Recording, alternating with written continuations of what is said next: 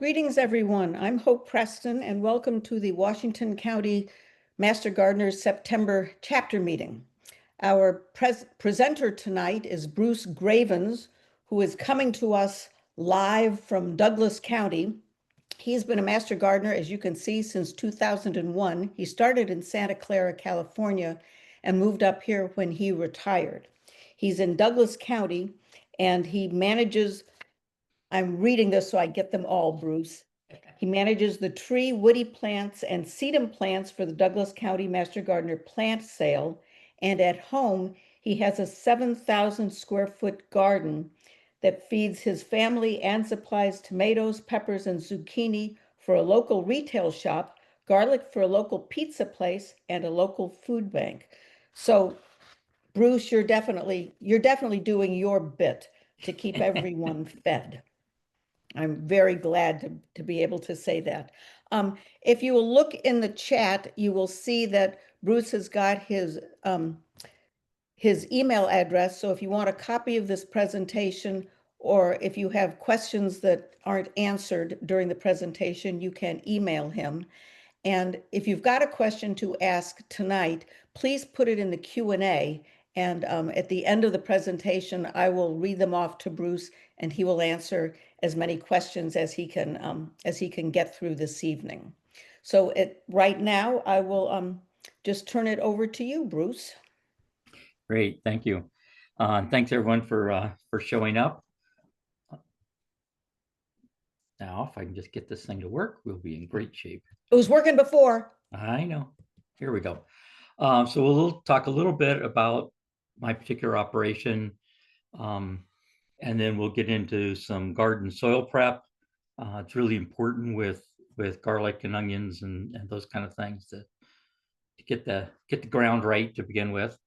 And then we'll jump into onions in general, garlic, shallots, and at least storage onions. If things go well and I don't ramble on forever, we might get into doing some salad onions and leeks. So let's get on with it.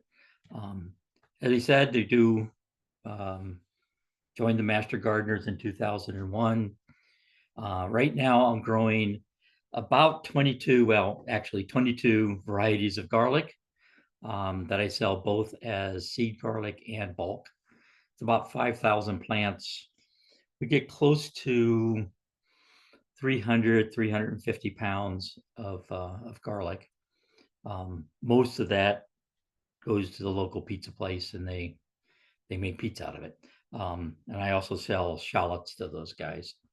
I do salad and storage onions, leeks, a few varieties of paste tomatoes, slicing tomatoes, peppers, and that kind of thing, and then lots of other stuff, just to feed the family and friends. On, like she said, 7,000 square foot. To start with, I really want to recommend that everyone keep a journal. Now, I'm not talking journals that you sit there for hours and reveal your deepest, darkest feelings, but instead, just at the end of the gardening day, what did you do? What did you observe? What were your thoughts about it? If you planted something, what was the state of the plants? What was the state of the soil? Just that kind of thing, so that when the rains start, you got something to go back on. You can look at your schedule and say, gee, the tomato plants are a little bigger than I would have liked. I'm going to change my schedule and seed them a week later or something. Or the soil was really mucky. I needed to do something different to, help it drain better or something. But it's just a good thing to be contemporary on keeping some kind of notes. We get into alliums in particular, they have certain needs of their own. One is they need a soft soil, sandy loam kind of thing.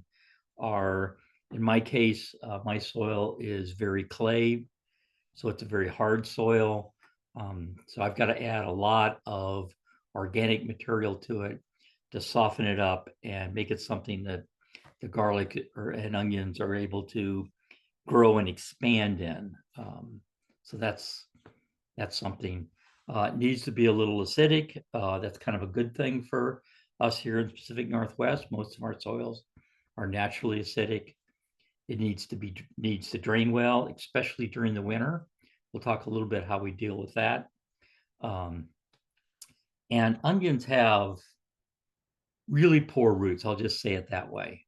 Onions, all the alliums, the roots just don't go very far. So don't expect them to go looking for water, a foot away. It needs to be within a few inches. And nutrition wise, it needs to be in that top layer of soil, or they just won't find it. They just don't have that effect of the roots. So we'll start with the garden prep. And with that, the thought is you need to kind of know what you're trying to achieve. In my particular case, I'm looking to get, my soil to be about a foot deep. I want a lot of organic material in it. And I'm learning more and more these days that I want stuff that is, very, very fresh organic material, because I want the microbes to really be working. I've got someone's hands up here. Oh, I don't know what that means.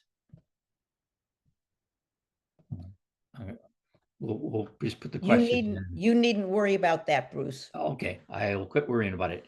And I'm looking to get 15 to 20% organic material within my soil column. And if you think about that, in the Midwest, good farmland is considered about 3%. So this is highly organic, lots of organic material in there. Part of that is because, unlike most of you, I'm not getting any younger. And the day will come when I can't do the kind of work that's required to get that much organic material in the soil. And I'm going to have to garden in a much, much less aggressive way. The other thing is, especially with your storage onions and leeks and a lot of that kind of stuff, you're going to be planting in the wintertime. So I'm going to talk to you about planting your, seeding your onions. So you plant basically in December, and you're going to seed your up for spring planting. It's going to be March. So you're going to want to have that soil all ready to go, because it's going to be too wet for you to manage. Okay. I think I've done something here now to stop it from going. All right. So how do I do that? I guess one of the other things I should say is, in my garden philosophy, if somebody isn't going to eat what I grow, it stays in the garden. So all the crop waste, the stems, the leaves, all that kind of stuff, I cut them off at the ground and drop them where they grew. The idea being, I don't want to take anything out of the soil, out of that garden environment, that doesn't get eaten. I want to leave it there, reduce the flow of nutrients out of the garden, and try to keep everything in place. I'll adjust the soil to try to get that pH moved toward 6.0 to 6.5, which means in my soil and most of our soils, it's going to be adding a little lime. I'll do a soil test probably every 3 or 4 years, because it doesn't move that much. Once that row is completely finished, I've got all the stuff cut off and laid on the ground. I've got all the plants out and all the crop out. I'll take the tiller and just run a quick run through it to incorporate that soil, that crop debris into the soil. Now, if I've got the time and the inclination, I will then run a broad fork through the bed. That broad fork is going to lift garden soil from about a foot down to the surface and allow the top 2 or 3 inches of topsoil to fall into the gaps. And that's how I'm getting organic material deep into the soil. I'll cover the whole thing with fresh organic material. In my case, I'm using horse manure, because we have a lot of horse farms around here. And I think within the listening here, most of the people here that are from Oregon, there's horse stables all over the state, and you can go to any of those.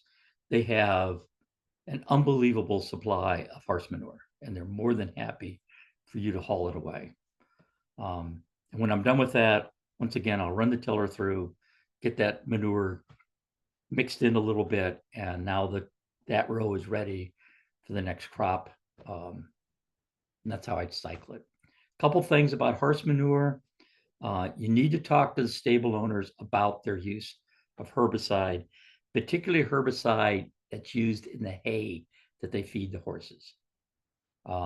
Ideally, you want it to be herbicide free. Highly unlikely that you're going to get that. If they're using Roundup here and there, 2,4-D here and there, that's really not a problem. Those things, their half-life is extremely short. By the time they've used that on the hay, and then the horses eat it, you finally get around to collecting it, and you finally get it around on your soil, the effectiveness of those herbicides is long since gone. Anything other than that, I just leave and go find another place to get it. There are some very, very long-lived herbicides that you just don't want to get in your garden.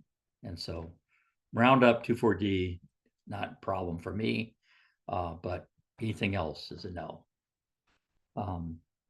I do collect all of my manure in the fall.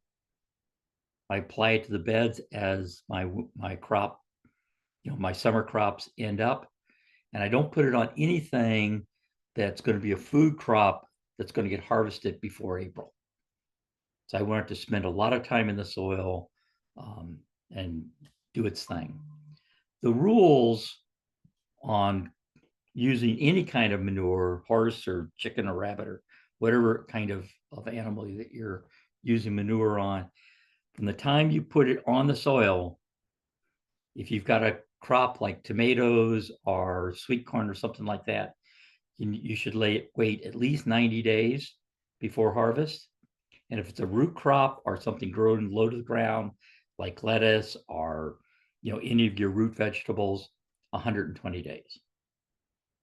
So as an example, I collected my manure in September. I ended up with 144 cubic yards of that, which makes quite a pile. And then nothing that I put that on, it got harvested before midsummer. So just in case you wonder what 70 cubic yards of what I call used hay looks like, there it is. That's a stack. It's about 7 foot tall, about twice that wide, and a good 50, 60 feet long. So that's what a pile looks like. So here we have, these beds, the crop that was in there before was cut off, laid on the ground. Tiller went through it. A week or two later, I've come through now with the broadfork, and you can see how the broadfork is pulling up these big chunks of soil. And then I'll cover that. The picture here on the left, you can see the manure piled on top of it. And the picture on the right is after the tiller has gone through it. And so that's how that all works. And then because this is for onions and garlic, I've now dug these trenches, the walking lanes where those trenches are that you see there. And that will allow the soil to drain during the winter, so I don't get standing water on the garlic or the onions. The 3 rows here in the center are the garlic rows. The ones with the irrigation pipe exposed on the upper left-hand corner will be the onions. I use drip tape. My particular one is I use emitters that are quarter gallon per hour on 6-inch centers, and I irrigate during the summer 45 minutes 3 times a week. It's all on timers, all automatic. The emitters that you use, they come in all kinds of different flow rates. I use 6 inches because I'm planting things fairly close together. And the flow rate you want to think about is how good of a water source do you have and how much water can you deliver and how long do you want to spend irrigating. And between those, if you look at, how much water you can deliver, so many gallons a minute, how long are your pipes, how long of space, how much area are you watering. That's how you calculate and decide which emitter type you want to have. The only thing I would recommend there is once you've decided, that's a decision written in stone. You don't want to have irrigation pipes laying around the place that are, some are half a gallon an hour, some are a quarter a gallon, some are a gallon. It just becomes way too complicated to decide where they go and which beds they go on. So make a choice and live with it. So we're going to get into garlic. This is this year's harvest of garlic. I'm kind of standing on a tall ladder looking down on the drying beds. We'll talk about that in a bit. But that's the garlic. Now, why would you grow garlic? First place, it's really easy to do and it's cheap to grow. It basically takes no money to grow this stuff once you get started. The type of garlic that you're going to grow is most likely not available in the marketplace. Actually, if you're up there in Portland, the Saturday market there in downtown Portland does have nice varieties of garlic that you could use. And if you're interested, decide you're going to grow garlic this year. Many of those vendors, I was up there this weekend and talked to a number of the vendors that were selling garlic, and none of them are treating the garlic with the anti-sprouting chemicals that the grocery stores do. So don't buy generally, if you got a better choice, don't buy from the grocery stores your seed garlic because they have been treated to keep them from sprouting. Now the treatment isn't super effective and they will sprout, at least 50-50, but why bother? The other reason is they're easier to peel. They taste better. They're not treated with anything if you're growing them, and they'll store for a long time, for a year. The soft necks at least will. There's two varieties of garlic, hard and soft. The hard neck garlic is the ones that's going to throw what's called a scape. It looks like a flower head. Garlic doesn't actually have a flower.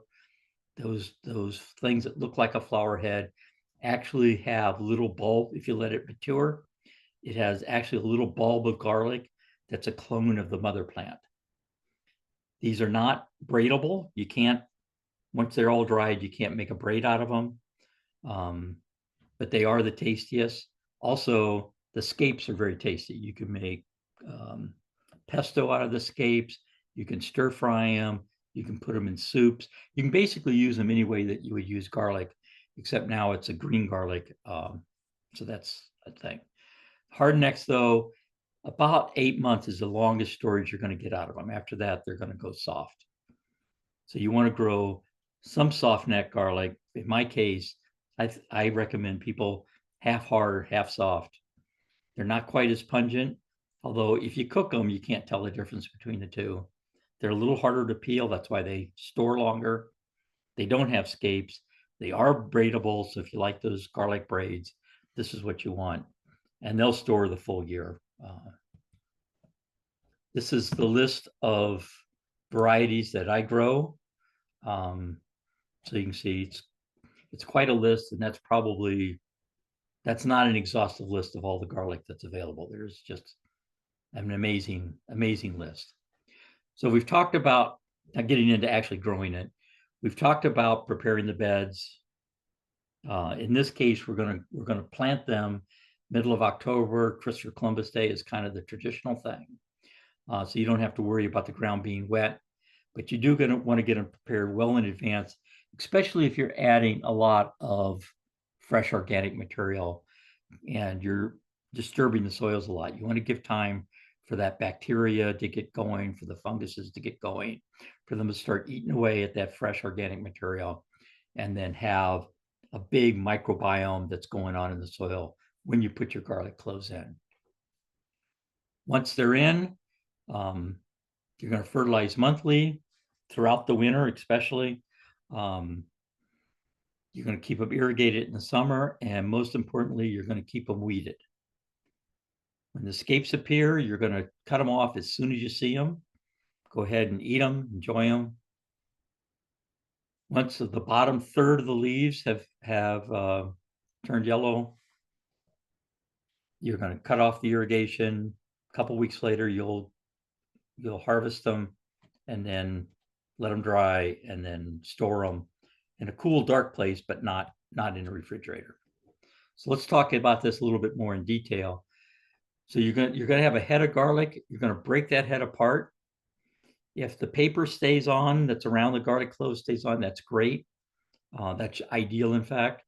But if it comes off, it's not the end of the world. Go ahead and plant it. Now, it is important to plant it with the root side down. So the part that broke off that was in that basal area of the garlic head, that needs to stay down. Now, the garlic will grow anyway, even if you lay it on its side or upside down, but the head will be very deformed and it won't be very big. So that's an important thing. And you want to get the top of the garlic to be about an inch below the surface of the soil. And you want to plant it no tighter than 4 inches. More space will get you a bigger head. My experiments have said or indicated to me in my soil, in my situation, that anything above about 6.5 inches, I'm not seeing any difference in head size or head weight. And because I'm trying to do this at volume, I've settled on 5 inches as being the spacing that I want for my operation, where I want a good size head. I don't really care if it's the biggest thing in the world, but I want poundage per square foot of garden space. I also recommend using a witness stick. So here I've just got a piece of 1x4 that I put little marks on, alternating side to side, 5-inch spacing. It's 4 inches wide. If you do that, you create a little equilateral triangle. So all the cloves are 5 inches away from all the other cloves. And if you've got a memory like mine, you need to kind of write on the stick that says, oh, this is the 5-inch spacing. The other side of that stick says 4 inches. So let's talk about the culture of this thing. You're going to get nearly 100% sprouting. And there's no problem with once things have sprouted, you're pretty sure everything that's sprouted has sprouted. There's no problem going through and filling any holes that you see. But you're going to get nearly 100% sprouting. The one thing I'm going to mention here that's not in the list is it is clear that the biggest bulbs, the biggest cloves will create the biggest bulbs. And as you're familiar from buying garlic from the grocery stores, especially on the soft necks, all grocery store ones are soft necks. The innermost cloves are really small. Some of them are like hardly even a clove at all. They're so thin. Those I wouldn't plant those for the purposes of growing garlic heads. They just are going to create a very small head. But what I would recommend is take a separate part of the garden and plant all those little bits and pieces about 1 inch apart, all really densely packed. And in late April, those that will have sprouted, the entire stem will be tender like a green onion, and you can harvest those and eat them as green onions. Sorry. All right. So the goal here is for these garlic to get up about 2 to 3 inches high before winter really sets in. So, by early December, sometime in December, you really want to see it 3 to 6 inches high. And if we have a decently cold winter, they'll just sit there and do nothing until early spring, till February sometime. And then you'll be shocked at how fast they grow. So that's what to expect in that particular thing. In late spring, the hardneck ones are gonna start growing the scapes, and I can't strongly cut them off as soon as you see them. Eat them in a stir fry or in a soup or however you want, in scrambled eggs, anything like that. But if you left the scape on there, it's going to reduce the size of the head by at least 30%. So you really want to get it off there. And then really keep after the weeds. And weeds can be a real problem here because you've got that soil sitting there mostly bare all winter long. And even if you have weed-free organic material you've put in there, weeds are blowing, weed seeds are blowing in the wind, and they're going to want to get on there, and that's just a prime place for them to grow. So even though it's mucky out, you kind of want to get out there and pick the weeds out, being as gentle with the soil as you can. Just don't let them get ahead of you. In early July, the lower leaves are going to start to yellow. When about a third of them get yellow, cut off the irrigation. Completely cut it off, you're done. And then wait 2 to 3 weeks after that. What you really want to do is, dig down a little bit, and you want the soil to be dry, pretty dry at the bottom of the head. So it's kind of slowly drying. And this is really the case with all your alliums. The way they work is the bulb, or in this case, the garlic head, the cloves, they're storing the energy off the plant. They're preparing to go dormant, and then they'll come back and go the next year. So they're pulling all the nutrients out of the stems, and this whole cutting off the irrigation, all that, is trying to stimulate that activity of pulling all the energy out of the stems, storing it in the heads. And you'll notice that during that 2 to 3 weeks, the garlic heads themselves get bigger and bigger and bigger during that time. Once they've done that, you're going to gently dig underneath the head and lift it, the entire plant, roots and all, up out of the soil. Knock off a little bit of the dirt if it's a big clod, but basically don't bang them around. Be very gentle with them. And I'm going to tell you that the garlic stem is going to look like a handle to you, and you're going to want to reach down and grab it and just pull it out of the dirt. Just don't. Just don't. Take a shovel, loosen the dirt off from underneath, lift that thing up, gently up out of the soil, knock off what dirt comes off easy, and then gently put it in a wagon, take it to where you're going to dry it, and gently lay it out. You don't want to do anything to bruise those heads or to bruise the stems as you go through that. You're going to put them somewhere out of the sunlight, well-ventilated space. You're going to allow them to dry. And at this point, you want to dry crispy. So I harvested mine, I'm going to say middle of July. And they're still on the drying racks now. They're ready to come in, but they're still on the drying racks now. So you give it plenty of time. What is that now? So it's a good 6-8 weeks that they've been in the drying.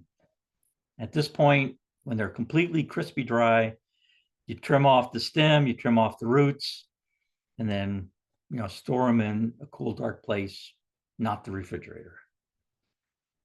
So let's talk a little bit about the drying process here.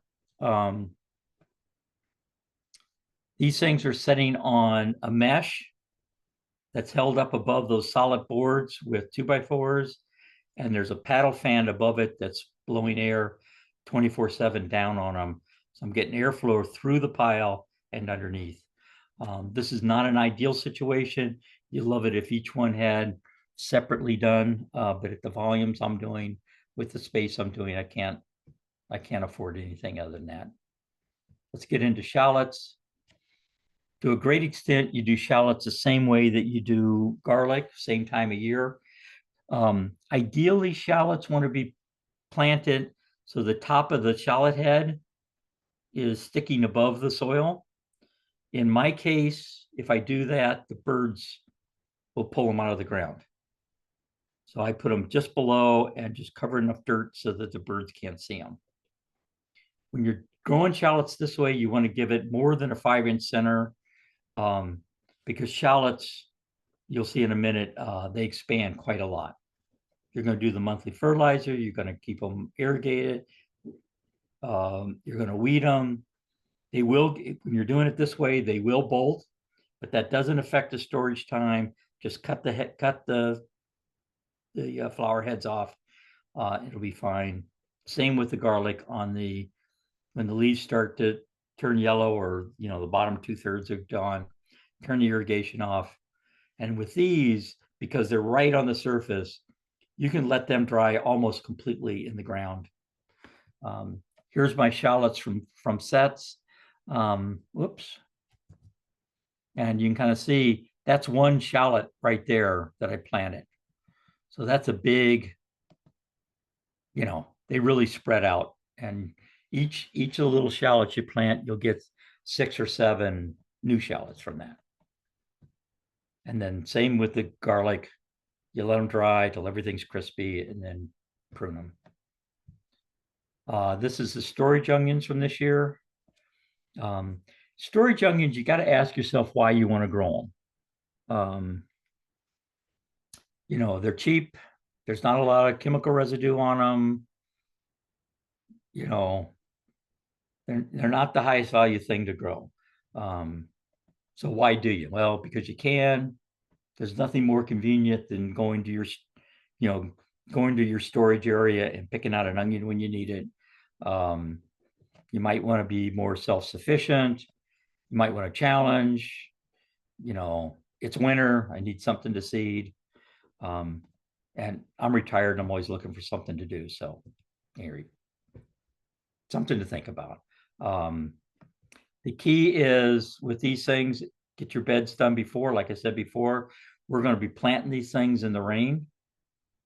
So the beds have to be ready. You can't really do anything to get the beds ready in the wintertime. So now's the time to get your beds ready to go. You need to dig out your walking paths between them so that you get good drainage. If you're doing this in raised beds and your raised beds are holding water in the wintertime, you're getting a ponding on top. You need to dig in a bunch of organic material or something to get that water out of there so that they're not standing water. Standing water will just rot them, just like that. Keep them weeded. And when you're planting, be very careful not to compact the soil. Let's skip some of this stuff because we're running out of time. All right, so there's, you can seed onions directly in the ground. I don't. I have 2 different seeding techniques that I use for different things. One's broadcast, one's multi-seeding. The broadcast I'm doing just a small pot, spread a bunch of seeds on the top, let them grow as a group, and then separate them when you're ready to plant them out. The other is multi-seeding. I'm going to put them in small modules, 3 or 4 seeds per. I'm going to plant the entire module out. You need good potting soil at this point, well composted potting soil. I get mine from some local vendors here in Roseburg.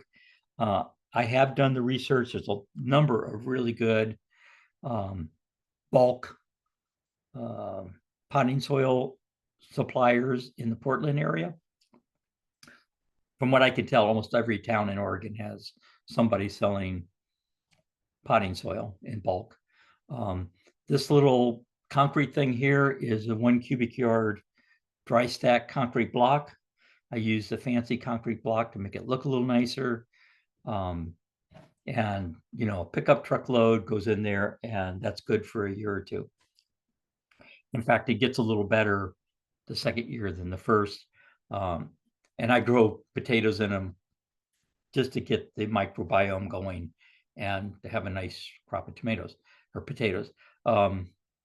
and you say, gee, I don't have a pickup truck. With the money you save by getting this, you can go to car rental place, rent a pickup for the day, haul your manure or haul your potting soil, and be way ahead of the game with a much higher quality potting mix than you can get in the bags at the box stores. Strongly recommend that. For the broadcast method, I'm going to just use these 2.5-inch pots. I'm going to fill them with the potting soil, and you can see here they're standing in water. I want to have that column of water in that pot 100% saturated. So I want it completely, all the soil as wet as it possibly can get. Potting soil will often get dry, become hydrophobic, and you'll end up with little dry spots in the middle, and you won't get good germination, won't get good seedling growth. So really soak them down. These are pepper seeds, I know, but the idea is the same. Sprinkle 20 to 30 onion seeds in a 2.5-inch pot, and then put a little vermiculite over the top of it.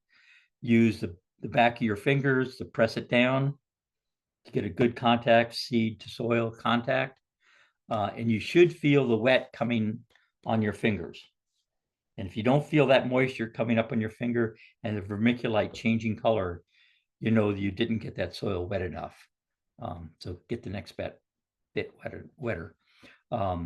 Multi-setting technique, use module trays. For years and years, I used recycled 6-pack trays that the landscapers use. If you're careful with those, you could use them for decades. I've now moved to this product that you see the picture of here. It's called a wind strip, made by NeverSink Tools. I'm very, very pleased with that, and we'll probably be using that going forward. So here I put the potting soil in here. I compress it down. I use the eraser end of a pencil, create a little 1/4-inch hole, drop my seeds in there, cover it up, and compress it.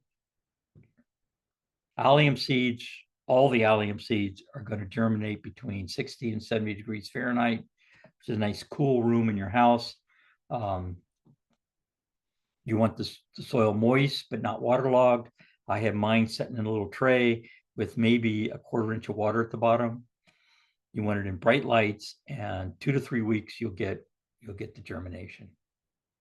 So we talked about shallots starting from what am I trying to say? Starting from planting another shallot and it just multiplies. You can also do shallots from seeds. You're going to get a bigger shallot, but you get 1 shallot per seed. So it doesn't multiply like the other ones do. So it's 1 per seed. Like all alliums, the seeds don't store well. So, just use it all within 3 years or get rid of them because they're just really not, germination rates are just drop off quite dramatically. I use that multi-seeding technique. I seed twice a year, once on Christopher Columbus Day and once in early January. Once they get to be about 6 inches tall, which is going to be about 2 months, then I plant them out in the garden on 5-inch centers, being as careful as possible. This Zabroom shallot is the one I use. You can get that at seedsaver.org. Seedsaver.org is a nonprofit that does heirloom seeds of all kinds of varieties. So I always like to see people use those. So here's some pictures of results. This is July, so they're pretty much getting ready to be done. You can see on the left-hand side, these are the ones that were planted on Christopher Columbus Day. And you can see they're pretty much done. They're starting to fall over. And these are the ones that were started late January, February. And you can see some of them are starting to fall, but they're not really there. And then this is kind of the results. So these up here at the top are shallots that I planted from shallot bulbs, where I just put another bulb in the ground. And these here on the lower left-hand corner are the overwintered ones. And you can see the majorities are quite large. So there's a dramatic difference in size between the ones on the right-hand lower, which are the spring planted ones, and ones on the left-hand lower that are the winter seeded ones.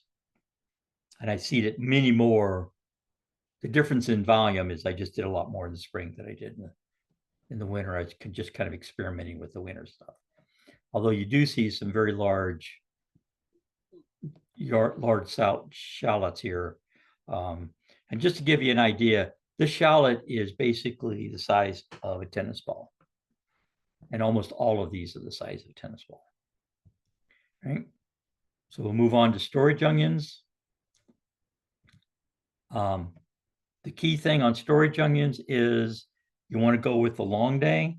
Some people tell you the intermediate day will do, but specifically if you're that as far north as you are, they really aren't going to do well, and short days won't do at all.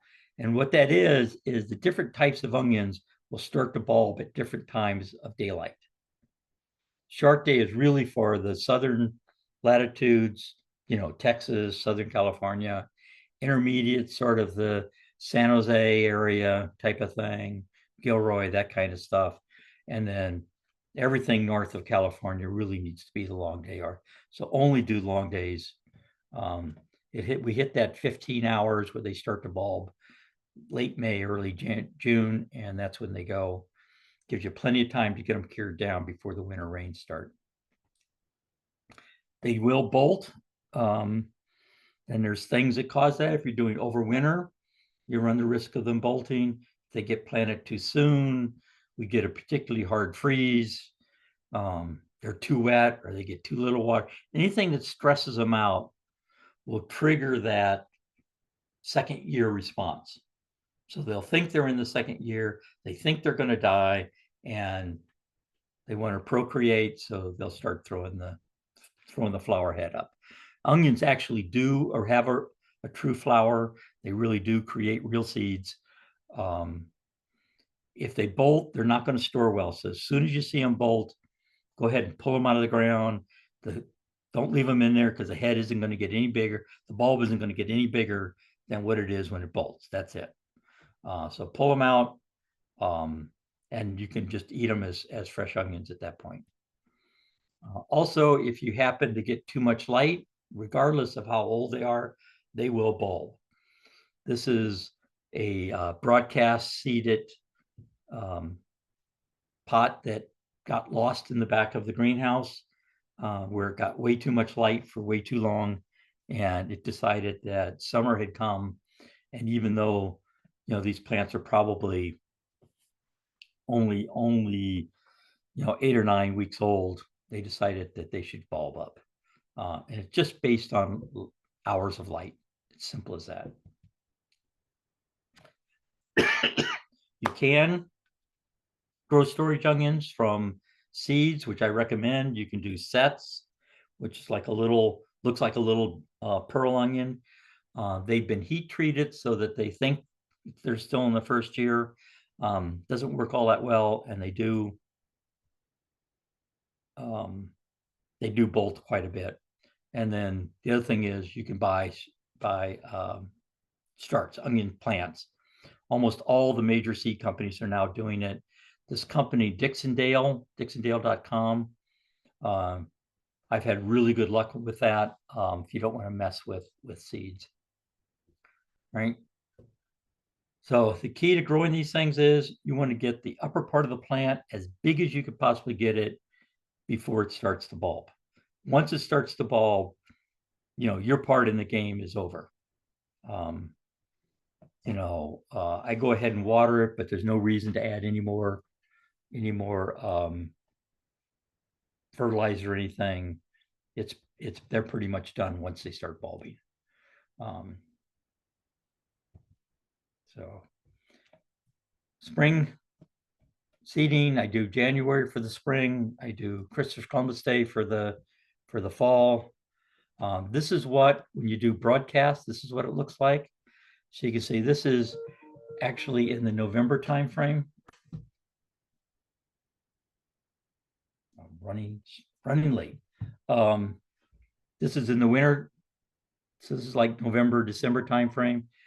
When you do the broadcast type seeding, To get the seedlings apart, take the whole root ball, put it in a bucket of water, and shake it back and forth until you wash all the dirt off of it. And then the seedlings will come apart quite easily and without damaging the roots. So that's the thing.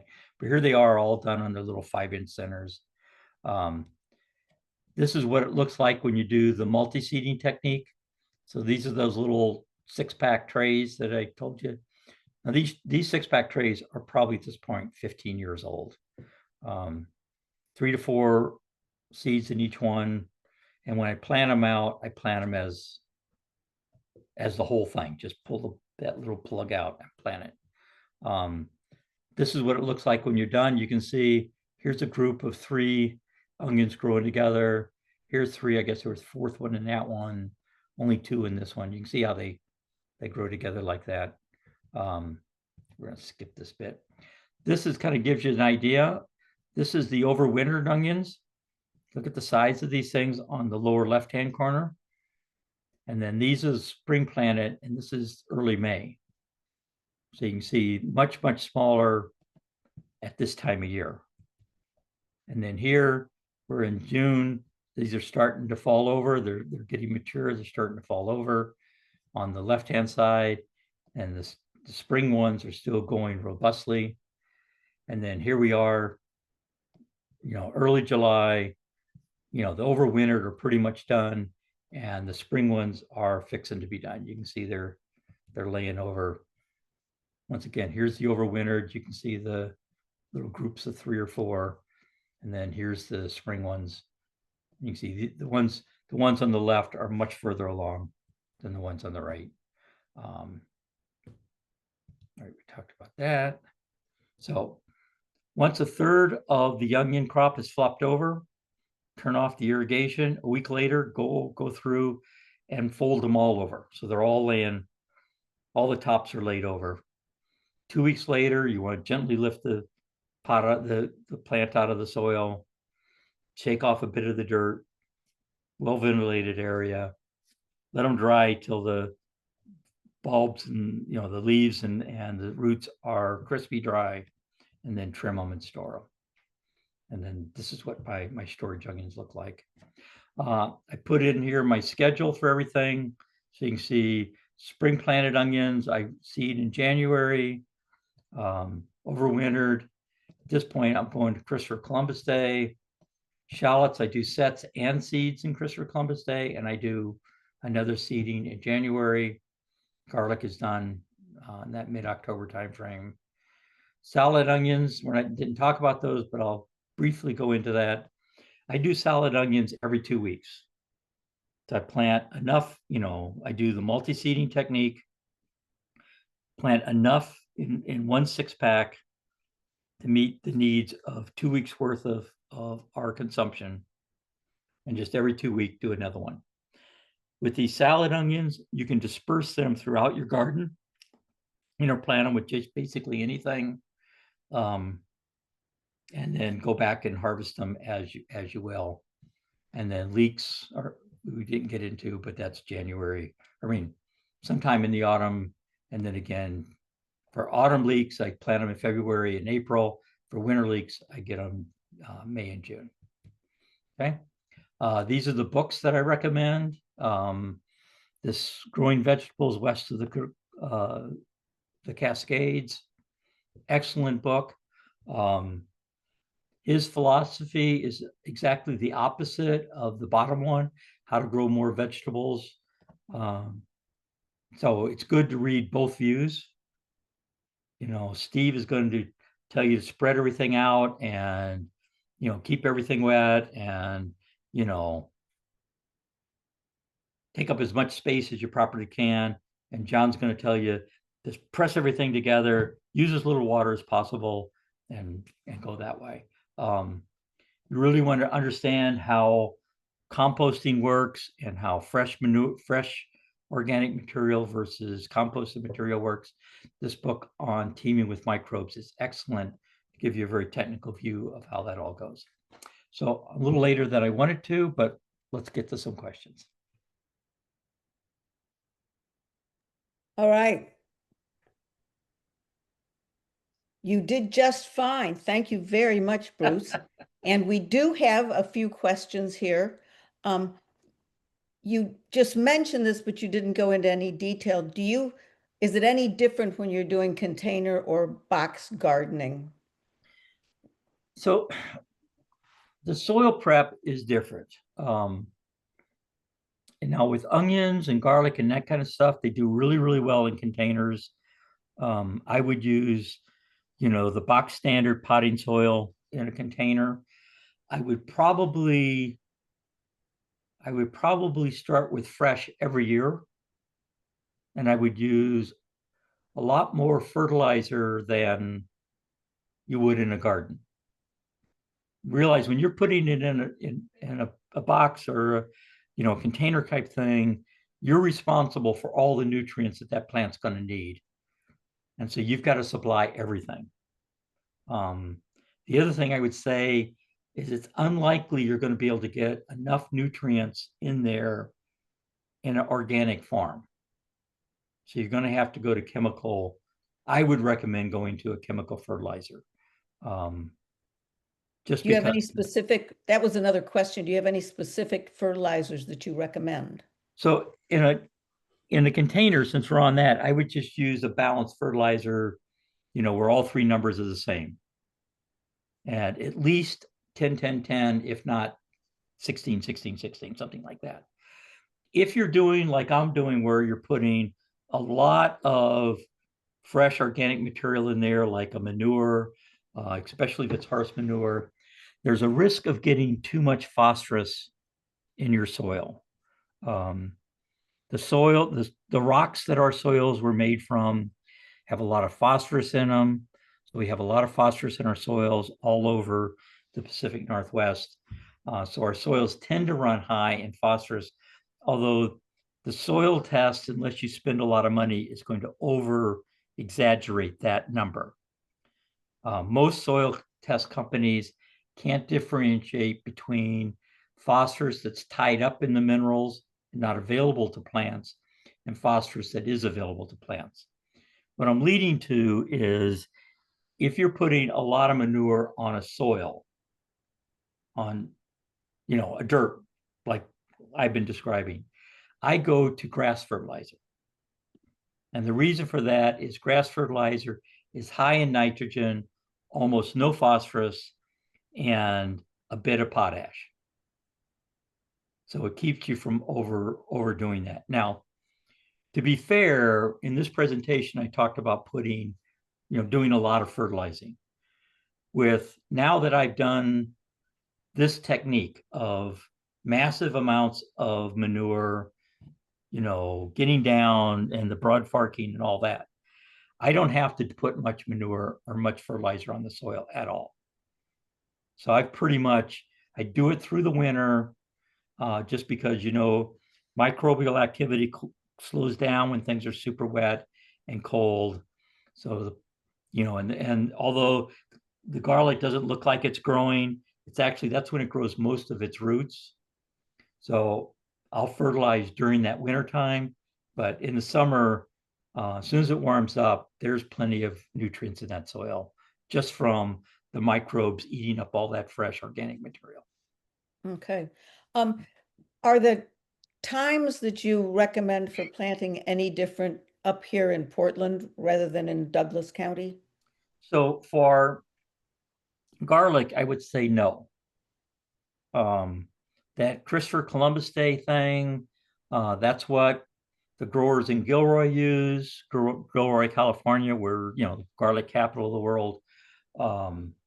It's what, Nevada uses, even up into Minnesota, all Okay. over, that's the time.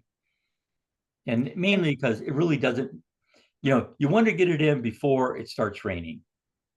Okay. And that's the key thing. They're not going to do anything crazy. Now, the storage onions, that's a different story. So if you're doing storage onions up there and you haven't done them for a while, start off like in August and do maybe a fifth of your seeds the first week of August, the fifth, the second week of August, and kind of step it week by week. see how many of them bolt and how many you don't, and then adjust your times over the years to get ones that work.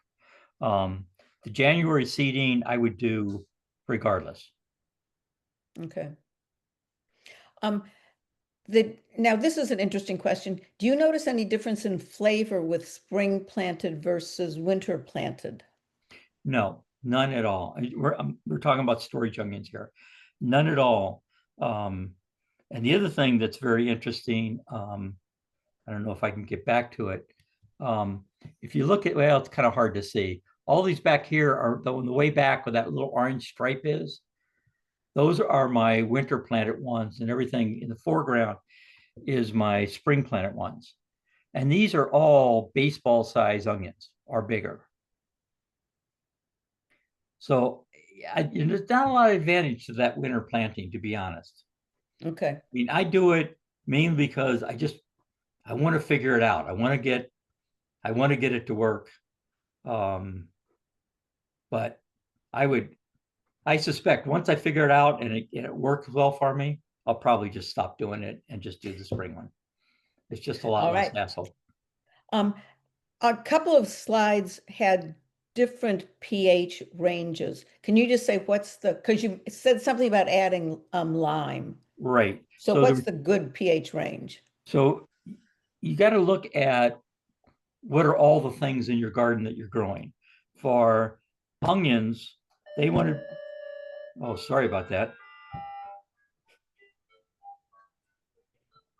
The deer are playing with my driveway alarm. Oh, Either that or we have an intruder. I'm going with the deer. go with the deer. So onions want that 5 to 6.5 range, but I'm growing a lot of other vegetables, and I do move, although I'm not a big fan of crop rotation, I do move crops around. So, and it takes a long time and constant effort to get your soil to a pH that you want. So I compromise. I really don't want 5.0 pH when I'm growing tomatoes or peppers. So I compromise at that 6 to 6.5. That's the window I'm shooting for the entire garden. Okay. Now, if onions aren't growing as big as they should be, what's your recommendation? What do you think is causing that? Well, well, let's say what's causing that. What's causing that is that the upper part of the plant, the leaves are not getting as big during the growing season before the daylight gets long enough to start them bulbing. Okay. Okay. So why now you got to ask yourself, well, why isn't the top getting as big Yeah. as it should be? So there's really three things. One is timing, and I suspect for most people they end up planting their onions way too late. They're not putting seeds in January or February. They're waiting until March or April, and they're not getting them in the ground until late April, May. And there just isn't enough time between then and when they start bulbing in June to be a big plant. The other possibility, if you are planting them early enough, is they're either not getting enough water. Well, it's like everything with gardening, not enough water or too much water. Yeah. It's always the question. And then, how much nutrient do you have in your soil? And I know organic farmers really struggle with that. It's really hard to get enough nutrients in the soil for onions with organic techniques unless you really work on getting lots and lots of organic matter into your soil year after year after year so that there's a big column of that stuff and you got a lot of microorganisms producing all that nitrogen for you. Okay. All right. Now, Dan says he's grown several different kinds of garlic and they all taste about the same. You seem to grow a whole mess of them. How do you decide which ones to grow? And do you Well, have a favorite? so yeah, first place, I'm a nut. Let's just say that right out of the chutes. Um, on everything that I do, I go massive, everyone, oh, that would be cool. Oh, that would be cool. and just do lots and lots and lots of them. So that's part of just saying that's my nature. Although where with tomatoes, when I first started doing tomatoes, I was doing 40 different varieties of tomatoes, and now I'm down to like 12. And so why is this different? Well, part of it is different because I am finding that year to year, one variety does a lot better than another variety. And since I'm trying to supply them to a commercial outfit, I need enough diversity that if one year isn't good for one variety of garlic, maybe the other one will do well and tide me over. So there's part of that kind of thing. The other thing is I've started selling garlic, seed garlic, and people like it a lot of different varieties. Although this year I have had a number of customers that just say, it's too confusing. Please make me up a mix of hard and soft neck ones, and I don't want to have to decide. I was trying to get back to the list to kind of give some ideas. So of this list, this St. Helens and this S&H Silver, those are just fantastic soft necks. I mean, they are just really big cloves. They don't have a lot of bite to them. We'll talk about the issue of taste in a minute. This Oregon Blue, lots of different stories, and of course, all these tales, have maybe a little truth and a lot of lie in them. But supposedly, Oregon Blue was the garlic that people brought to Oregon through the Oregon Trail. So being in Oregon, you kind of got to grow Oregon Blue, don't you? So that's kind of on the soft neck side. On the hard neck, there's this Klamath Wild that was discovered over in Klamath County, growing in a drainage ditch or something. So you kind of had to grow that one, don't you? This Leningrad is a monster garlic. Rosewood is big. Polish is big. Music is big. And these are just amazing garlic. I mean, you'll get a recipe that says put two garlic cloves in that, and you'll end up with a quarter cup of garlic just with one clove. I mean, they are massive. When I've shown them to people, they think you're growing elephant garlic, which, by the way, you'll notice isn't on the list. Elephant garlic is actually a leek. They're more related to leeks than they are to garlic. And they have a true flower and seeds. Okay. There are a few more questions, but we need to be moving on. So I'm going to ask anybody who didn't get your question answered, if you would like to email Bruce. Bruce, I'm setting you up for this now. Yes, of please. having direct communication with people. That's great. But, some of them are pretty specific, and I think it probably only may be of interest to the person who's asking them. So I would ask you to go into the chat and get Bruce's email address and contact him directly. And with that, I'm going to say thank you very much, Bruce, and I'm going to turn off the recording. All right. Well, thank you for the opportunity.